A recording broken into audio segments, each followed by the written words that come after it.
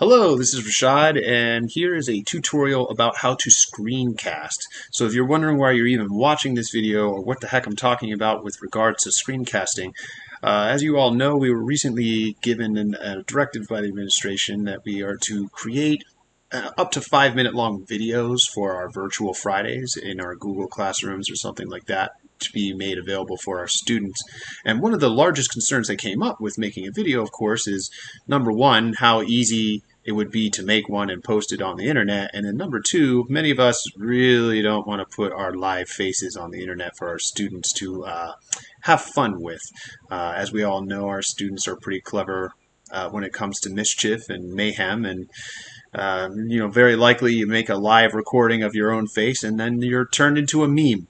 So one of the creative ways to provide a visual while also still being able to talk to your students in a video is to be using a Bitmoji. So this image that you're looking at here is something that I quickly slapped together using my own Bitmoji here and Google Slides.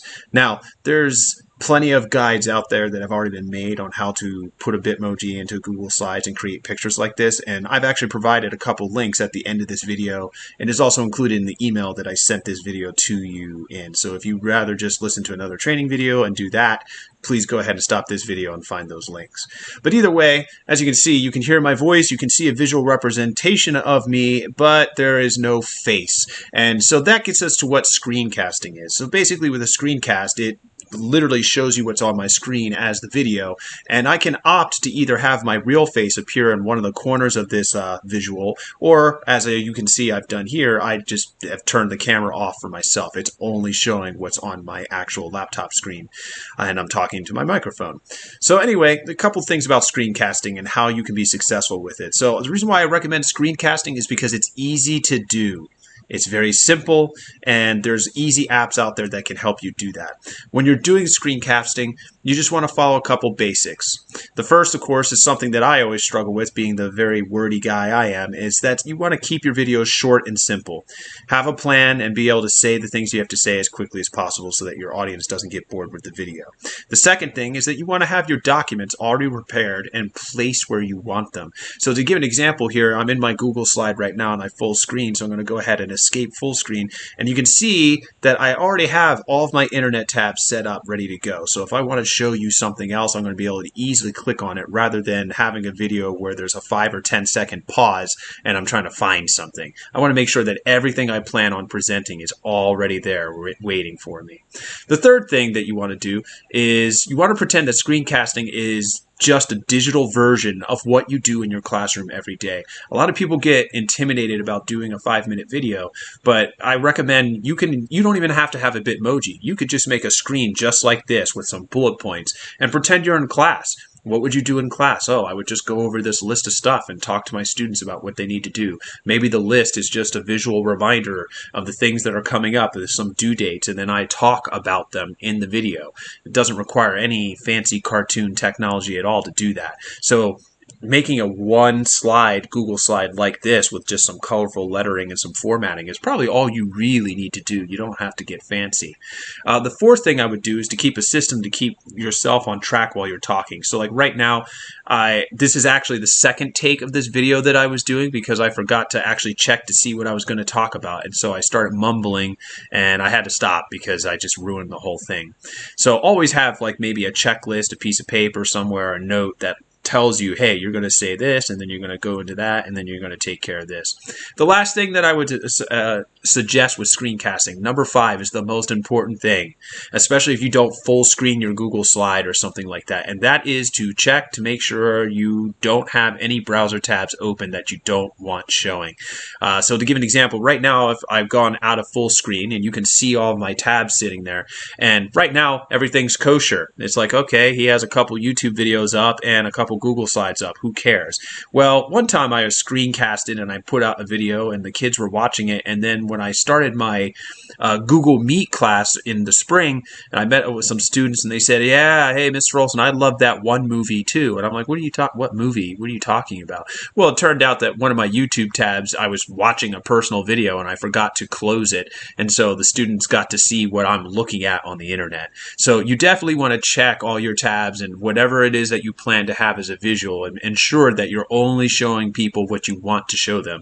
Don't leave your work email open with a headline in the tab. Sometimes the tab has a preview and it says what it is. Check to make sure that no sensitive information or things that you would rather not share with your students is being shown. That's a big one, right? So that's number 5. Check your browser tabs. Maybe you're already going to just stay in full screen on Google Slides, and so they never see that. But still check down here too in your toolbar. Just make sure you don't have anything that's going to pop up that would let somebody know something that you don't want shared. Okay, so let's move back into the rest of this thing about screencasting. So how am I doing this? One of the easiest things you can do is use a thing called Screencastify.com. I provided a link here in the Google slide that I sent out to you in the email that I'm showing you right now, but if you just look at the file, you can find that, or you can just type it in the screen here. And the reason why I like Screencastify is because it's super easy to use, and it has the least amount of fussing around to get it started. The free version gives you 5 minutes of time, and you're not planning on making a video longer than 5 minutes, I'm going to assume. So this is right up your alley. It's a Google Chrome browser extension. If you don't know what I mean by that, I'm going to exit full screen here. Basically, it's one of the extensions that's right here in your right corner. The way that you go ahead and you get it, so let's go ahead and click on that link here and use it. I'm going to go there. So here's the website, and essentially mine's already installed, but what I would do is I would click right here and say install the extension, and then I would say yes to whatever it asks me, and then it will pop it right here in this puzzle mat area. The way I make it pop out, so right now you can see it sitting here on my toolbar. The way I do that is I find it here in this puzzle in my extensions, and I click on this little tab here, and it pins it to my board so that I can see it at all times. If you don't want that to do it, then just leave it alone. It's always going to be sitting right here in this puzzle section. Okay, once I have that installed, I'm ready to go. It's fired up. I just used my Prexie account as my sign up. I don't even think you really have to do that. As long as you're signed into your Chrome, you're good. And then from there, essentially, what it lets me do is whatever screen I'm looking at, as long as I'm on my Chrome, I can go ahead and click on this thing and have this appear and get started with recording whatever I want to record. So the other cool thing about this, and I'll go back to full screen now, is that the video file goes straight into your Google Drive account. So as soon as you're done recording, it's already on your drive, and of course with Google Classroom you can just transfer files straight over from your drive, which makes it very easy to upload whatever it is that you want to upload. I recommend that you use your Prexie.org account, I guess, when signing up with Screencastify, although it's not completely necessary, but it does make things easier because then you can just quickly swap things over to your Classroom account. But either way, it's always very easy to find stuff on your Google Drive. It's super simple. So Screencastify.com, that's what I recommend. So how the heck do I use this thing, Rashad? I'm not big on technology, so I don't know what I'm doing here. So what I've done here is Google Slides. The Google slide that I sent you has a step-by-step process on how to do that, and I'm just going to go quickly through it and show you. I'm not going to talk over this. I'll literally show you how to do it. But if you're done this video and you just want pictures, I've gone ahead and done that for you. As you can see here, all the steps of what you got to do, everything. But let's go ahead and do it together anyway. So I'm going to exit here real quick. Let's say I have actually, here it is. I have my slide up here. I want to present it, and I want to castify. So how do I do this? Okay, I'm going to go up to my extensions. It's either in the puzzle here or I pinned it already. I go ahead and I click on it. And it's already set to desktop. That's good for me. I'll just project my entire screen, whatever I show on it. The microphone should be on. Make sure that they already click. They should do this all automatically, but just make sure it's ready.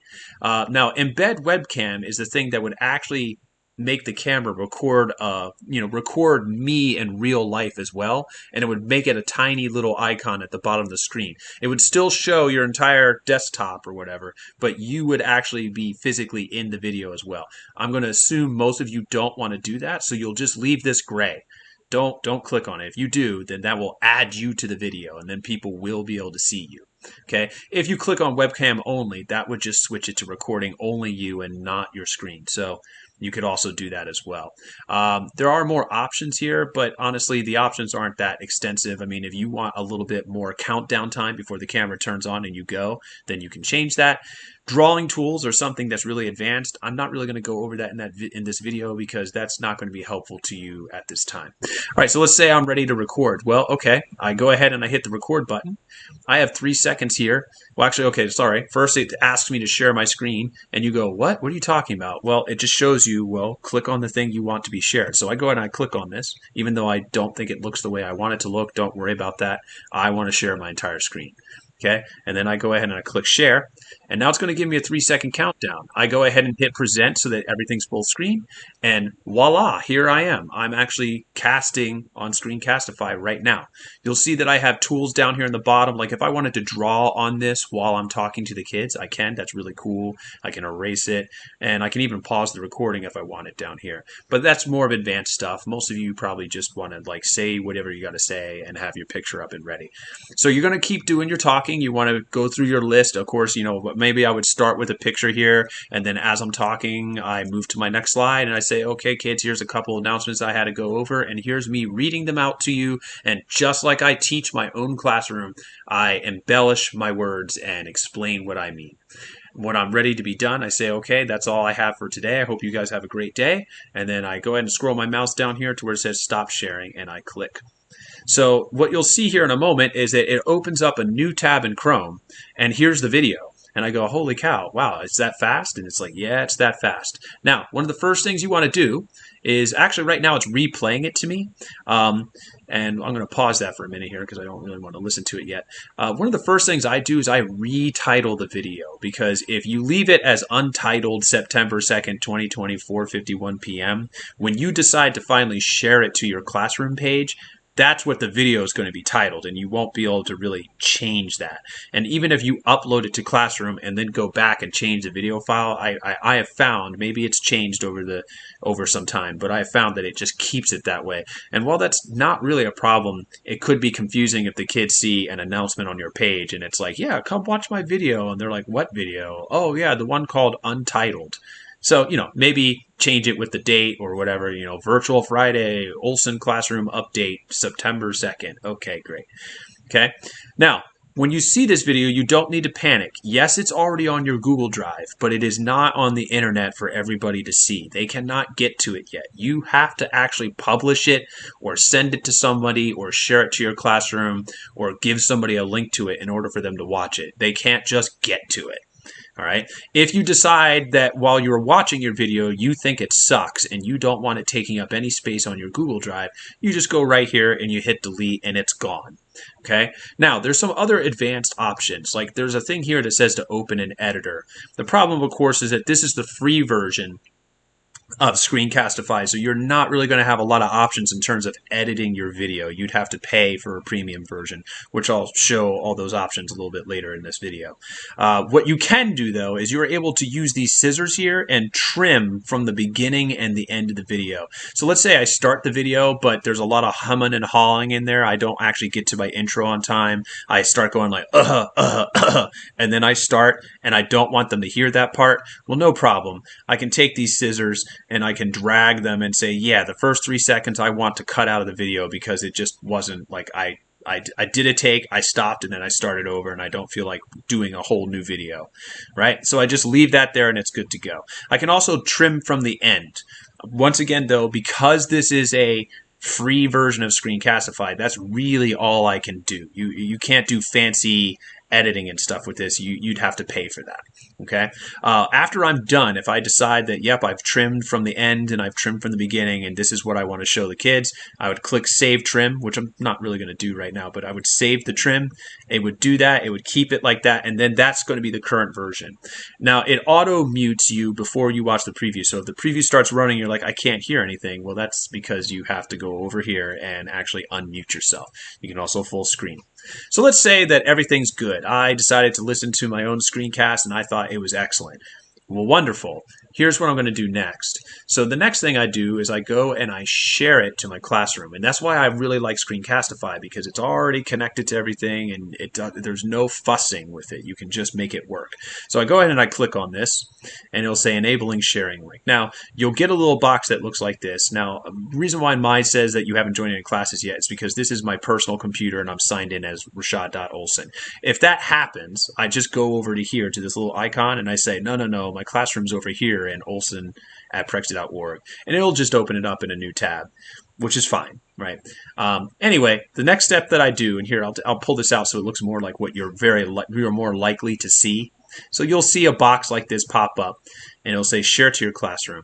I go here and I choose my class. So in this case, I'm going to be like, you know what? I need to post a video on Group B. I have my ELA, my English Language Arts 8 class. It's Group B. I want to post it. So I click on that and then I have to choose an action. So in this case, my action, I'm going to make an announcement.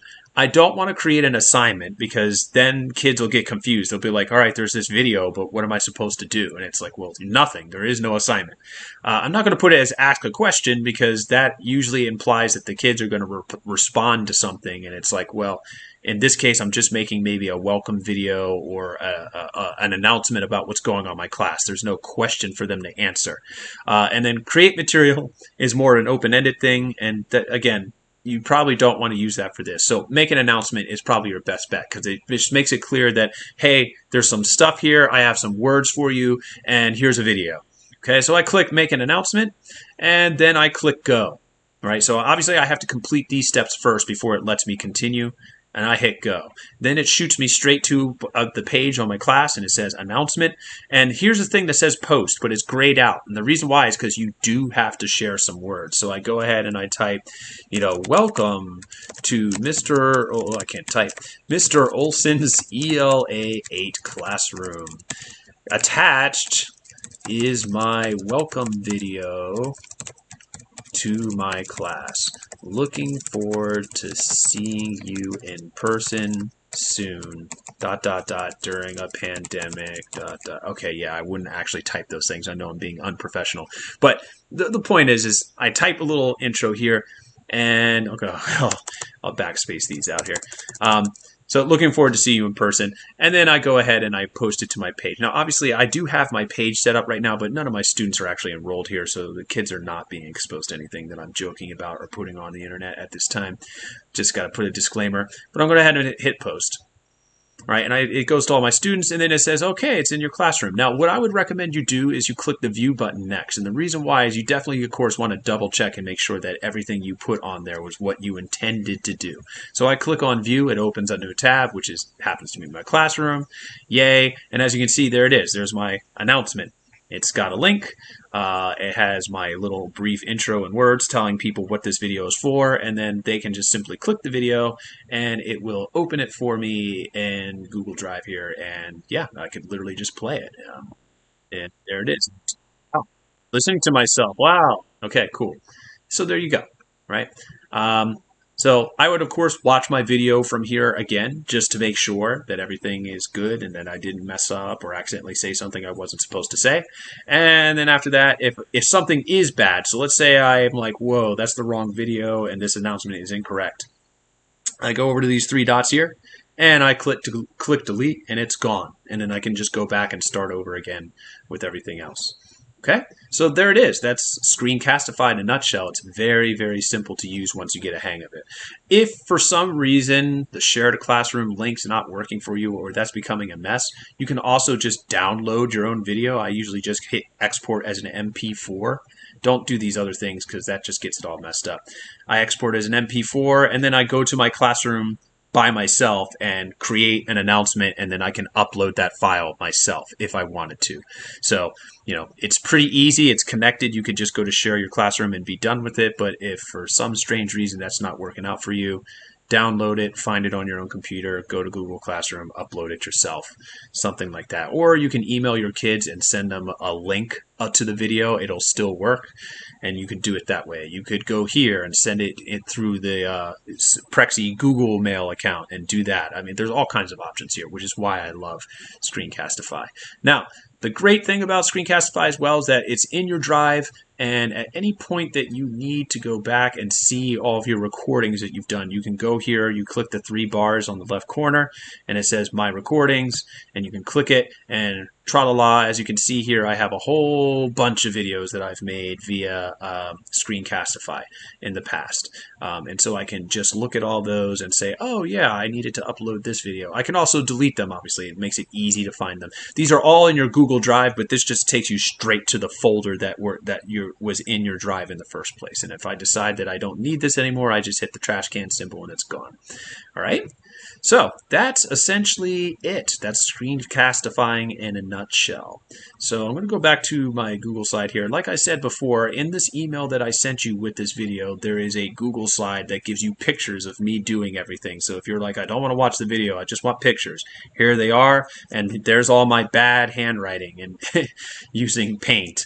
But yeah, it just goes through everything that we just talked about step by step. It has circles and things telling you, hey, click here, do this, do that, you know, and you're good to go. So if you want to use that ever as just a reminder so that you don't have to watch this video and listen to my terrible voice, then you can. All right, finally, so let's say you are getting into screencasting and you're like, you know what? I like to make longer videos like the one you're making right now, Rashad. I need more than 5 minutes though, so what should I do? So here's 2 choices that I would offer you as just a suggestion. There are way more than 2 choices, but these are the 2 easiest choices for those of you who are not interested in learning everything about that there is to know about computers. The first is the easy part is like, hey, pay $49 a year and get the unlimited version of Screencastify. The premium unlimited version gives you unlimited recording. You record as long as you want. It gives you better editing features. So if you wanted to cut the video and do other weird things with it, then you can. So there it is, and it's $49 a year. Of course, that's a subscription base, so please understand that if you decide to do that, it's not a one-time buy. If you're like, heck no, I'm not spending any money on any of this stuff, then the other option you can use is another website called Screencast-O-Matic, and there's a picture down here of the website. If you're looking for it, it looks like this. It's also an easy free sign-up. I just signed up with my Prexie account again. It was very easy, you know, just sign up with Google and I was done. And it gives you, I believe, it gives you up to 15 minutes with the free version. It's very similar to Screencastify. I mean, if you look at this picture down here, as you can see, it has very much the same functions. You just set to your screen, you go ahead and you record. It does give you a couple more options than Screencastify does in the free version. Like you can actually slide how much of your screen you want to show in this little box here. I can like change the size and say, no, I only want you to like cast this one little tiny space on my computer. But it works the same. I didn't give a training because it's a little bit more complicated and has a few more options to it. But it's useful if you're like, hey, I need to talk for more than 5 minutes, but I don't need more than 15. So Screencast-O-Matic is that second option. All right, cool. A couple things just to wrap it up. Again, this is all on a Google slide that I provided in the email. If you go to this slide here towards the end, I have a bunch of links on how to train you to create a Bitmoji classroom. So my plan when I do my little video announcements is I will very likely have something like this, even though I know this is I'm not going to show the kids this, but I'll have a Bitmoji cartoon where I have myself in my classroom, and then I'm going to talk about what they need to know for the class. Or maybe I'll sometimes just do a slide like this where I have some numbers and I go, hey guys, here's some announcements and some things that you need to keep in mind. So the videos though, this one right here is something that I use to teach myself how to do the Bitmoji Classroom stuff. Emily Hulk did it on YouTube. She did a great video. She goes step by step. You can pause when you get stuck. You can go back and watch how she does it. She literally screencasts like I'm doing right now and goes through step by step how to do that. I also provided you a Google slide another Google slide in email that was called Upgrade Your Googliness.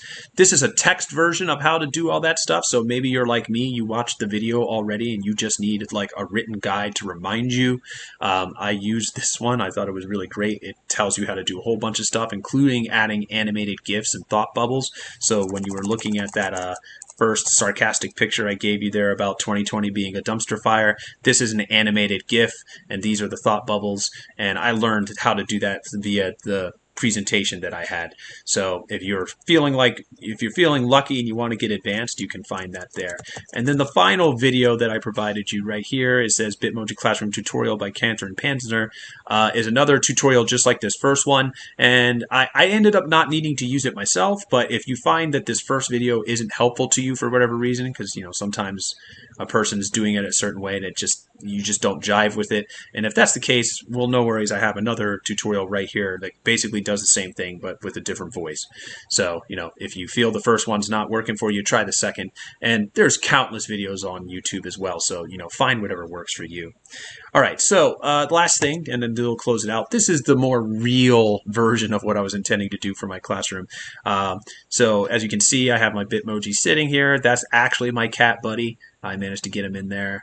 I put like a couple, most teachers are doing like a room that has some kind of like chalkboard or marker board that has some words and some welcomes, and then they personalize their room with some things about them. So like, for instance, I'm into video games. I love Star Wars, which is why I put my face over Emperor Palpatine. Don't ask. It's weird. I know.